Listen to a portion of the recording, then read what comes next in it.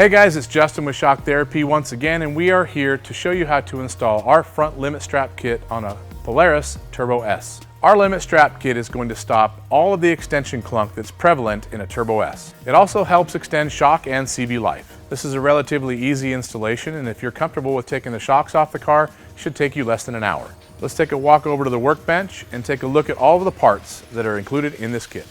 So over here on the bench, you see a complete limit strap kit for a Turbo S. In this kit, you'll find a few items that are included, such as billet aluminum upper clevis mounts, 2 adjustable clevises, 12mm grade 8 hardware with stainless steel spacers for the lower limit strap mount, hardware for all the respective items, as well as limit straps. And as always, these limit straps come with adjustable tethers that hold the limit strap close to the spring so it does not hook anything else on the car. We always recommend that you have everything laid out on the bench before you start the installation to make sure that you have all the parts that you need. But now that you're familiar with everything in the kit, let's check in with Steve and start the installation. When putting your straps on, things can get a little hairy, so always remember, wear your safety glasses. Step 1. It's easiest to install the strap kit by removing the front shocks completely from the vehicle. Start by loosening the lower hardware first, and then the upper hardware. Remember to save the stock hardware, as some of the stock nuts will be reused in the limit strap kit.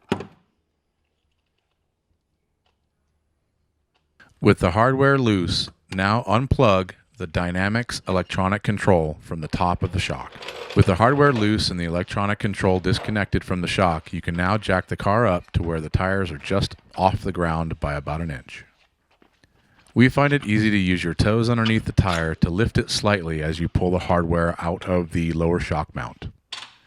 Make sure you have a firm grasp of the shock as you remove the upper bolt and remove the shock completely from the car. The next step is to grab the billet aluminum limit strap clamp. Make sure that it's installed on the shock with the writing and logo right side up. Leave the Allen hardware slightly loose so that you can clock the clamp to the proper position. The mounting hole in the clamp for the adjustable clevis should be lined up exactly with the upper mounting shock hole. Make sure that you torque the hardware to the proper spec. Next, you can get ready to install the limit strap on the shock. First, make sure that you use the end of the strap that has the larger hole to install in the adjustable clevis. Install the clevis bolt through the strap and tighten hand tight. You want the strap to move inside the clevis so that it remains perfectly straight later in the installation.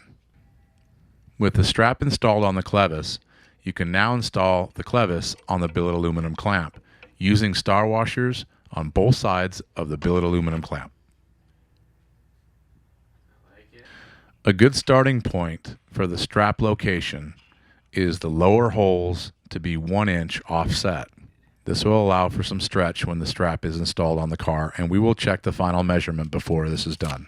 Once you're happy with an initial measurement, you can tighten the adjustable clevis.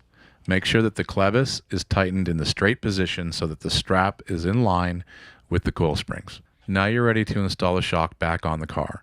Start with the upper bolt to hold the shock in place. We started with the driver's side shock. Make sure that the billet aluminum clamp is clocked towards the firewall of that shock. On the upper shock mount, reuse the factory bolt and nut. We supply a grade 8 bolt for the lower shock mount, as well as a stainless steel spacer to mount the limit strap. Using your feet to lift the tire, you can install the hardware easily and slide the stainless steel spacer on the backside. Make sure you don't forget to plug in the Dynamics control loom on the top of the shock. At this point, lower the car back on the ground. Turn the key into the on position. This will allow the shock to compress enough to get the car back to ride height. You might have to push on the front bumper to push the car down far enough. With the car settled, you can install the strap to the long supplied lower bolt and, reusing the factory nut, install the nut but leave it loose. Turn the key to the off position and jack the car up to where the tire is off the ground once again. With the car lifted up and the tire hanging off the ground, you'll notice that the strap is now tight and perfectly straight. At this point, tighten the lower hardware, keeping the strap perfectly straight. You can also tighten the upper hardware. Make sure that you torque all the hardware to 95 foot-pounds as it is a grade 8 12mm bolt.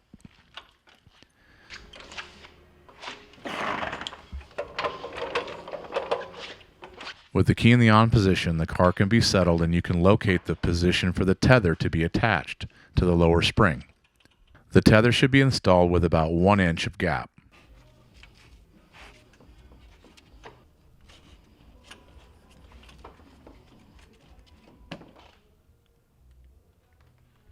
Now you can repeat the same steps on the opposite side. You could actually do both shocks at the same time if you would like, but they are side specific. Do not interchange them from left to right. In order to not make this mistake, feel free to do one at a time as we have done in these instructions.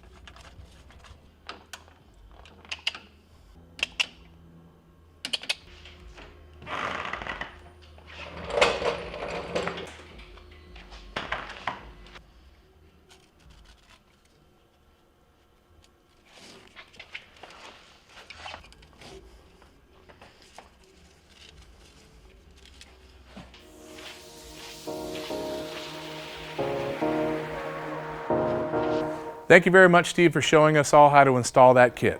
We hope that installing your kit is just as easy as it was for Steve. A couple things you should keep in mind. Adjust your strap length to maintain the shocks at the correct length. Over time, as the strap stretches, you might find that the shocks could clunk as they did stock. If that happens, shorten the system by 1/4 of an inch and continue to drive. Remember that the beauty of our limit strap kit is that it is adjustable. This makes it so that you can choke the system up at the minimum amount, 1/4 of an inch, that's necessary to keep you from hearing the clunk. There's no reason to choke it up any further so that you don't lose any suspension travel in the system.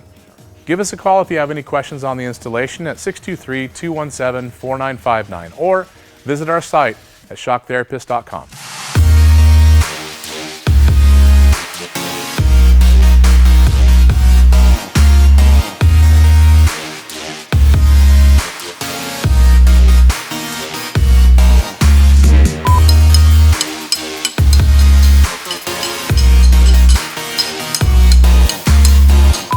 This limit strap tit. Limit strap tit. Limit strap tit.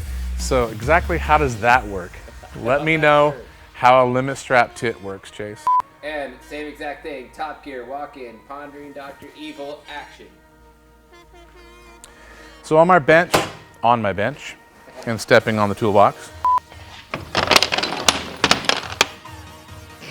I'm gonna film in Kenny Vision where it's just fucking shaking.